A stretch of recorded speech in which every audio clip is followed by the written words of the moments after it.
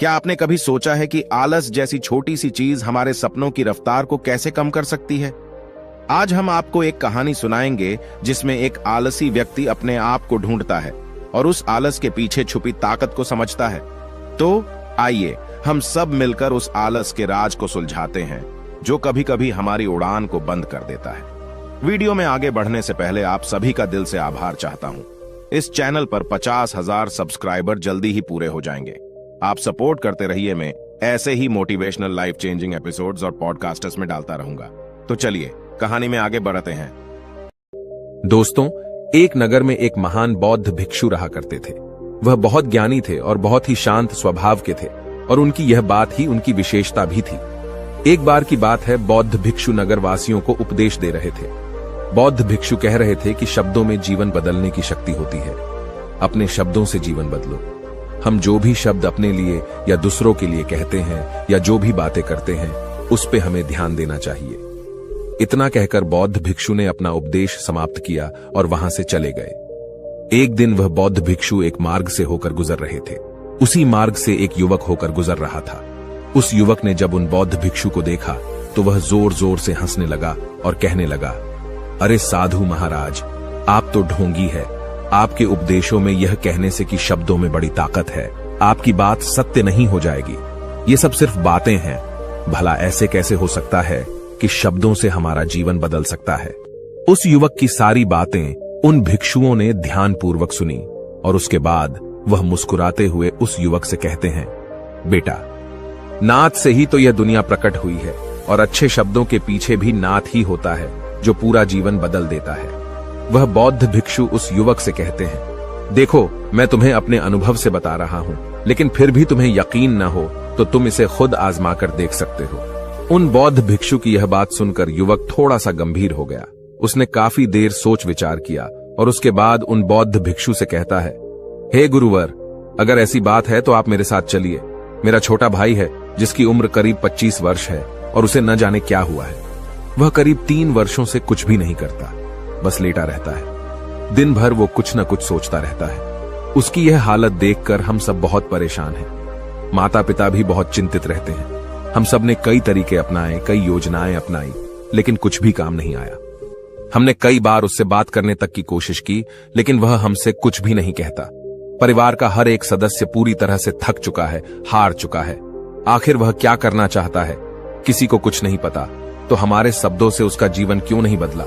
और जैसा कि आप कह रहे हैं कि शब्द सचमुच जीवन बदल सकते हैं, तो क्या आप मेरी मदद करेंगे? इस पर बौद्ध भिक्षु मुस्कुराते हुए उस युवक के साथ चल पड़ते हैं। वह युवक उन बौद्ध भिक्षु को एक खेत में ले जाता है और अपने भाई की तरफ इशारा करके कहता है, हे गुरुवर, यही मेरा भाई है जो पूरे गांव में आलस और मक्कारी के लिए मशहूर है। आप कहते हैं कि शब्दों में वह शक्ति है जो हमारा जीवन बदल सकती है। तो क्या आपके शब्द इसका जीवन बदल सकते हैं? अगर यह सत्य है तो आप इसका जीवन बदल कर दिखाएं। उन बौद्ध भिक्षुओं ने उस युवक के भाई को ध्यानपूर्वक देखा। वह एक पेड़ की छांव में आराम से सो रहा था। जब बौद्ध भिक्षु उस युवक के भाई के पास पहुंचे और आराम से उसके सर पर हाथ फिराते हुए कहते हैं, उठो बेटा, बहुत देर हो चुकी है। यह सोने का समय नहीं, यह तो जागने का समय है। उन बौद्ध भिक्षुओं की आवाज सुनकर वह लड़का थोड़ा सा अचरज में पड़ गया। आखिर कौन है जो मुझे इतने प्यार से जगा रहा है? वरना सभी गांव वाले तो मुझे आलसी और मक्कार ही कहते हैं। आखिर कौन है जो मुझे इतना अपनापन दिखा रहा है? उसने आंखें खोली और आंखें मलते हुए उसने पूछा, हे गुरुवर, आप कौन हैं और यहां क्यों आए हैं? इस पर बौद्ध भिक्षु उस युवक से कहते हैं, बेटा, यह प्रश्न तो मैं तुमसे करना चाहता हूं। तुम कौन हो, यही तो तुम्हें जानने की आवश्यकता है। उन बौद्ध भिक्षुओं की बात सुनकर वह लड़का जोर से हंस पड़ता है और कहता है, हे गुरुवर, यदि आपको मेरे बारे में जानना है तो जाइए और गांव के किसी भी सदस्य से पूछ लीजिए। आपको पता चल जाएगा कि मैं कौन हूं। आपसे हर कोई यही कहेगा कि वह तो आलसी है, मक्कार है, तरह तरह के ताने सुनाएंगे, तरह तरह की बातें कहेंगे। इससे आपको यह जरूर यकीन हो जाएगा और आपको यह पता भी चल जाएगा कि मैं कौन हूं। तभी बौद्ध भिक्षु मुस्कुराते हुए उस लड़के से कहते हैं, सबसे पहले मेरी यह बात सुन लो। मेहनती इंसान के खुद के शब्द उसे अंदर तक चोट पहुंचाते हैं, इसलिए कभी भी अपने आप को कोसो मत। अपने शब्दों को सुधारो और मेरी यह दूसरी बात भी सुन लो। मैंने उन गांव वालों से नहीं पूछा कि तुम कौन हो। मैं तुमसे पूछ रहा हूं कि तुम कौन हो, लेकिन तुमने तो अपनी आदतें मुझे बताई। आलस तुम्हारी पहचान नहीं, तुम्हारी आदत हो सकती है, और इंसान नहीं, उनकी आदतें खराब होती हैं। इसलिए बेटा तुम आलसी और मक्कार नहीं हो, ये तो तुम्हारी आदत है। बस इतनी सी बात है जो गांव वाले नहीं समझ सकते। ये सारी बातें सुनकर वो लड़का थोड़ा सा आश्चर्यचकित रह गया, क्योंकि गांव वाले हमेशा उसे मक्कार, आलसी और तरह तरह के ताने ही सुनाया करते थे। उन बौद्ध भिक्षुओं की यह बात सुनकर उस लड़के की आंखों में आंसू आ गए। वह तुरंत ही दोनों हाथ जोड़कर उन बौद्ध भिक्षु के चरणों में गिर पड़ा और उनसे कहने लगा, आप सत्य कहते हैं, यह मेरी आदत ही है और मैं इस आदत से बहुत परेशान हूं। मैंने बहुत कोशिशें भी की, लाख उपाय किए, लेकिन मैं अपनी इस आदत से छुटकारा ना पा सका। इन आदतों से बाहर आना बहुत कठिन है। मैंने कई बार आलस छोड़ने का प्रयास तक किया, पूरी कोशिश भी की, लेकिन कोई लाभ नहीं हुआ। मैं जब भी कोई कार्य करने की कोशिश करता हूं तो पता नहीं क्यों मेरा मन कहीं और भागने लगता है। मेरा दिमाग किसी और दिशा में काम करने लगता है और मैं उस काम पर ध्यान ही नहीं दे पाता। मैं क्या करूं, कैसे करूं, मुझे कुछ भी समझ नहीं आता। जब भी मैं किताबें पढ़ने की कोशिश करता हूं तो मुझे नींद आने लगती है। मन में एक अजीब सा दर्द महसूस होता है। ऐसा लगता है कि मेरा जीवन यूं ही व्यर्थ जा रहा है, और जब मैं इस दर्द को बर्दाश्त नहीं कर पाता तो मैं सो जाता हूं, ताकि जब मैं उठूं तो मुझे दर्द न महसूस हो। और अब तो मुझे यह भी यकीन हो चुका है कि मैं इन आदतों से नहीं निकल सकता। ये आदतें मुझे नहीं छोड़ने वाली। इस पर बौद्ध भिक्षु उस लड़के से कहते हैं, बेटा, यदि तुम इस आलस की आदत को छोड़ना चाहते हो तो मैं तुम्हें एक सही उपाय बता सकता हूं, लेकिन उसके लिए तुम्हें कल सुबह मुझे मिलना होगा, तभी वह तरीका मैं तुम्हें बताऊंगा। यदि तुम उस तरीके को सीखना चाहते हो तो कल सुबह मेरे पास चले आना। इतना कहकर बौद्ध भिक्षु वहां से चले गए, लेकिन उन बौद्ध भिक्षु की सारी बातें उस लड़के के कानों में गूंज रही थी। वह यह समझ नहीं पा रहा था कि आखिर वह बौद्ध भिक्षु उसे कौन सा मार्ग दिखाने वाले हैं। वह ऐसा कौन सा उपाय बता देंगे जिससे उसके जीवन से आलस्य हमेशा हमेशा के लिए खत्म हो जाएगा। देखते ही देखते रात हो गई। रात भर वह अपने बिस्तर पर करवट लेता रहा और उन बौद्ध भिक्षु की बातों के बारे में सोचता रहा। इसी प्रकार देखते ही देखते सुबह हो गई और वह लड़का उन बौद्ध भिक्षुओं के पास जा पहुंचा। वह लड़का उन बौद्ध भिक्षु को प्रणाम करता है और कहता है, गुरुवर, जैसा कि आपने कहा था, लीजिए मैं आ गया। अब मुझे वह मार्ग बता दीजिए जिसे मैं अपने जीवन से इस आलस्य को निकाल सकता हूं। तभी बौद्ध भिक्षु उस लड़के से कहते हैं, बेटा, जब भी तुम्हारा मन दुविधा में हो, तुम निर्णय न ले पा रहे हो और तुम्हारे मन में तरह तरह के प्रश्न उठ रहे हो कि मैं क्या करूं, कैसे करूं, इस कार्य को पूर्ण कैसे करूं, यह सब कैसे होगा, तब तुम वास्तविकता में अपने अतीत से सोच रहे हो कि पिछली बार तुम्हारे ऐसा करने पर क्या हुआ, या अतीत में तुमसे लोगों ने क्या कहा था। तो आज से कभी भी अपने अतीत से नहीं, बल्कि भविष्य से सोचो। इस पर लड़का कहता है, भविष्य से, वह भला कैसे? तभी बौद्ध भिक्षु उस लड़के से कहते हैं, मान लो कि तुम्हें आज किसी भी चीज की कमी नहीं है। तुम्हारे पास वो हर चीज है जो तुम चाहते हो, वह सारी सुख सुविधाएं हैं। तो अब बताओ, तुम अपना जीवन कैसे व्यतीत करना चाहोगी? उन बौद्ध भिक्षु की यह बात सुनकर वह लड़का कुछ देर के लिए सोच में पड़ गया, क्योंकि आज तक उसने सभी गांव वालों के केवल ताने ही सुने थे। किसी ने भी आज तक उसके जीवन के बारे में उससे ऐसी बात नहीं की थी, और वह गुरुवर उसे आने वाले भविष्य के बारे में उससे बातें कर रहे थे। उन बौद्ध भिक्षु की यह बात सुनकर वह लड़का खुद से प्रश्न करने लग गया कि अगर मेरे पास सब कुछ होगा, धन की कोई कमी नहीं होगी और सारी सुख सुविधाएं होंगी, तो मैं अपना जीवन कैसे व्यतीत करूंगा? कुछ देर सोच विचार करने के बाद वह उन बौद्ध भिक्षु से कहता है, गुरुवर, मैं यह दुनिया घूमना चाहूंगा, पहाड़ों पर चढ़ना चाहूंगा, समुद्र की रेत पर चलना चाहूंगा और मैं एक बहुत बड़ा व्यापारी बनना चाहूंगा। तभी अचानक उस लड़के का ध्यान टूट गया और वह उन बौद्ध भिक्षु से कहता है, परंतु हे गुरुवर, यह सब कैसे संभव होगा? केवल मेरी मात्र सोच लेने से तो यह सब पूरा नहीं होने वाला। उसके ऐसा कहते ही उसके अतीत में बीती हुई सारी घटनाएं उसकी आंखों के सामने से गुजरने लगी और वह एक बार फिर से निराश होने लगा। और अब वह यह सोचने लगा कि मेरे पास तो पैसे ही नहीं है, तो मैं भला व्यापार कैसे कर सकता हूं? न ही मेरे पास व्यापार का कोई अनुभव है। ऐसी स्थिति में मैं भला यहां से कैसे निकल सकता हूं?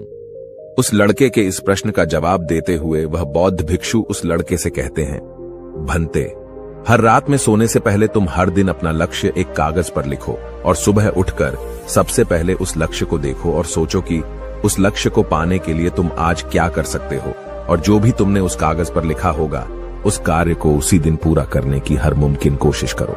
इस पर वह लड़का कहता है, ठीक है, आप सच कह रहे हैं, लेकिन जब मैं बहुत सोचने लगता हूं तो मेरा मन बेचैन होने लगता है और मन में तरह तरह के विचार उठने लगते हैं, और इन विचारों को शांत करने के लिए मैं सो जाता हूं ताकि वह विचार मुझे परेशान न कर पाए। उस लड़के की इस समस्या का समाधान करते हुए वह बौद्ध भिक्षु उस लड़के से कहते हैं, बेटा, अंतर्मन की चाल को पकड़ो और शब्दों की मदद से नया भविष्य बनाओ।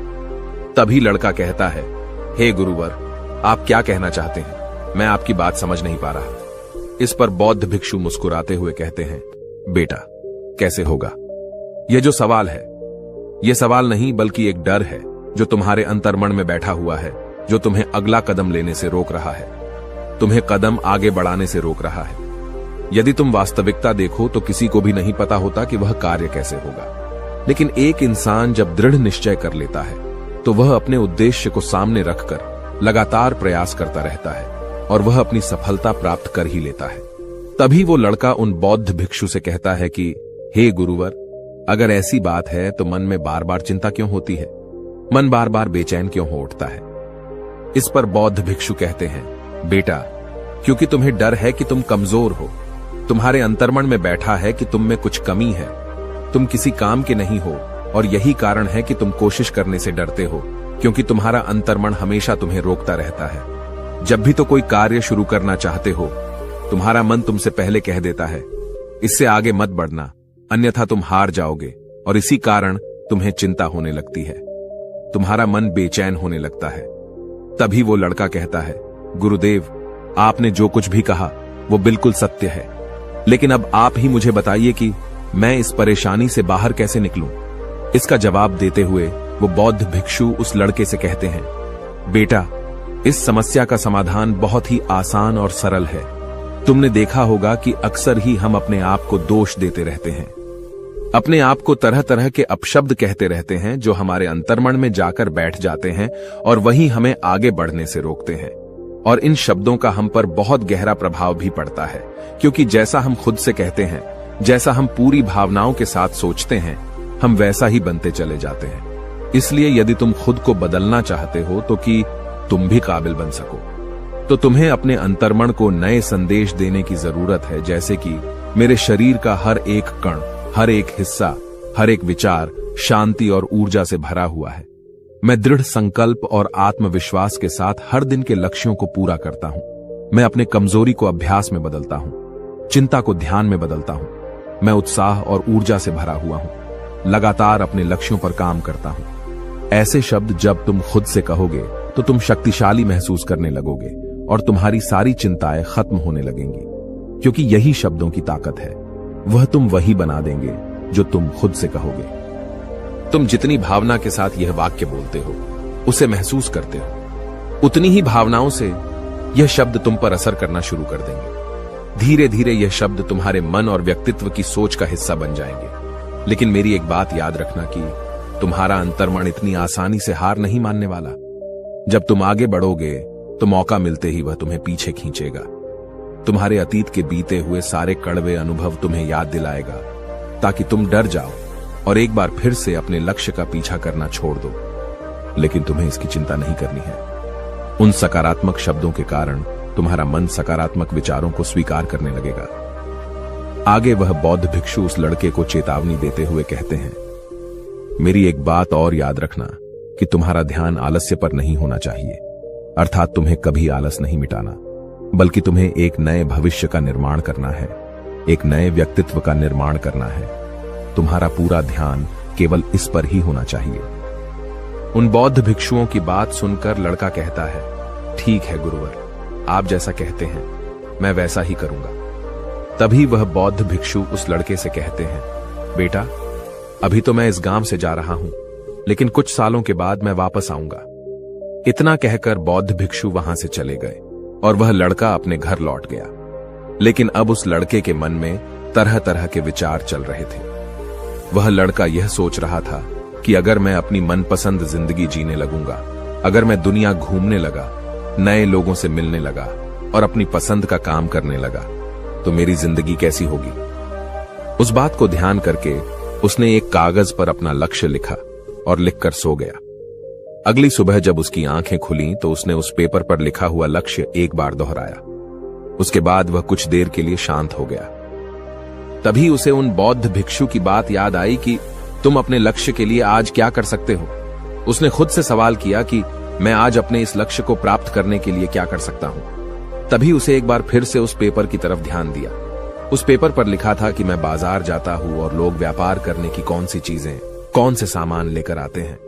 मैं उन चीजों को देखता, उन चीजों को पता करता। वो पढ़ने के बाद तुरंत ही बाजार चला गया। वह अलग अलग दुकानों पर बैठा उन्हें देखा, लेकिन उसे कुछ समझ नहीं आ रहा था, क्योंकि लोग अलग अलग व्यापार कर रहे थे, अलग अलग तरह की चीजें और सामान ले रहे थे, और किसी ने उसकी कोई मदद नहीं की। वह बहुत उदास हो गया और निराश होकर वापस घर लौट आया। तभी उस लड़के को उन बौद्ध भिक्षु की एक और बात याद आई। शब्दों में बहुत ताकत है और शब्द हमारा जीवन बदल सकते हैं। उसे वह सकारात्मक विचार याद आए। वह उन्हें सुबह शाम दोहराने लगा और अब से वह हर दिन ऐसा ही करता। देखते ही देखते 1 महीना बीत चुका था, लेकिन अब तक उसके जीवन में कोई बदलाव नहीं आया था। अब वह लड़का यह सोचकर निराश होने लगा था कि उसके जीवन में तो कुछ भी परिवर्तन नहीं हो रहा। लेकिन 1 महीने के बाद उसे महसूस हो रहा था कि वह पहले से अच्छा महसूस कर रहा है। उसका दिमाग अब अच्छी तरह से सोच पा रहा है। वह पहले से ज्यादा चलने फिरने लगा है। धीरे धीरे उसे समझ में आने लगा कि जो लोग आगे बढ़ते हैं, महान काम करते हैं, उनकी सोच में कितना अंतर होता है। वे लोग हमेशा शक्तिशाली विचार सोचते हैं। दूसरों की छोटी सोच और डर से वह कभी प्रभावित नहीं होते। जब भी उनके सामने कोई मुश्किल आन पड़ती है तो वह घबराते नहीं, बल्कि उस समस्या का समाधान निकालते हैं। इस समस्या के समाधान पर ध्यान केंद्रित करते हैं और न ही वह कभी किसी का इंतजार करते हैं। वह केवल खुद पर विश्वास करते हैं और तुरंत ही कदम आगे बढ़ाते। जब उस लड़के को ये सारी बातें समझ में आने लगीं, तो उसने भी धीरे धीरे अपने कदम आगे बढ़ाने शुरू किए। उसने बिल्कुल वैसा ही व्यवहार करना शुरू किया। अब से वो कभी खाली नहीं बैठता था। जब भी उसका मन करता, वो बाजार जाता और लोगों के बारे में जानता समझता कि वो किस प्रकार व्यापार कर रहे, कौन से चीजें खरीद रहे हैं और किन चीजों पर उन्हें लाभ हो रहा है। और जब उसका मन करता तो अपने पिता की मदद भी करता था। वो अपने पिता के साथ मंडी में जाता, वहां पर जाकर मोल भाव करता। ते हमेशा कुछ न कुछ सीखने में ही जुटा रहता है। तभी एक दिन गांव में एक मसाले का व्यापारी आया। उसे कुछ पढ़े लिखे नौजवानों की जरूरत थी, जो माल की गिनती कर सके और हिसाब रखने का काम कर सके।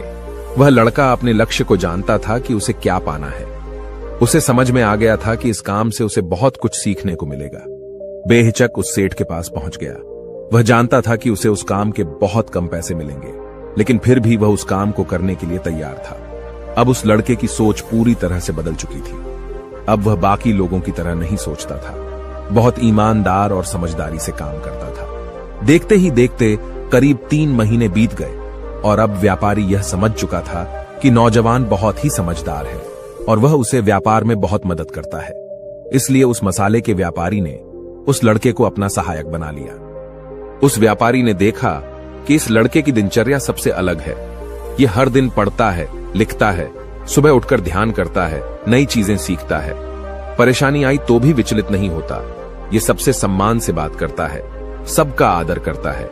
देखते ही देखते 1 साल बीत चुके थे और अब तो व्यापारी उस नौजवान से बहुत खुश था। उसने धीरे धीरे उस नौजवान को व्यापार के सारे गुण सिखा दिए और देखते ही देखते वह लड़का अब एक छोटा सा व्यापारी बन चुका था। और जब उस लड़के के अंदर व्यापार की समझ आ गई तो उसने जड़ी बूटियों का व्यापार शुरू कर दिया और देखते ही देखते केवल कुछ ही वर्षों में उस नगर का सबसे बड़ा व्यापारी बन गया। लोग उसे सबसे बड़े व्यापारी के नाम से जानने लगे। उसकी नाम दूर दूर तक फैलने लगा। करीब 5 वर्षों बाद जब वह वापस अपने घर लौटा तो लोग बहुत हैरान थे। उसे देखकर लोग बहुत अचंभित थे। उसके सारे जानने वालों ने उस लड़के से पूछा, तुम इतना कैसे बदल गए? तब उसने कहा, उन गुरु ने सच ही कहा था, शब्दों से हम जीवन बदल सकते हैं। वैसे आपने आज के इस वीडियो से क्या सीखा हो, मुझे आप कमेंट में जरूर बताइएगा। इसी के साथ में उम्मीद है कि आपको आज की ये वीडियो जरूर पसंद आई होगी। तो इस वीडियो को लाइक और अपने दोस्तों के साथ शेयर भी जरूर कीजिएगा। और हमें ऐसे ही सपोर्ट करने के लिए चैनल को सब्सक्राइब जरूर दबा दीजिएगा। तो चलिए फिर मिलते हैं अगली वीडियो में। तब तक के लिए अपना ख्याल रखें। धन्यवाद और नमो बुद्धाय।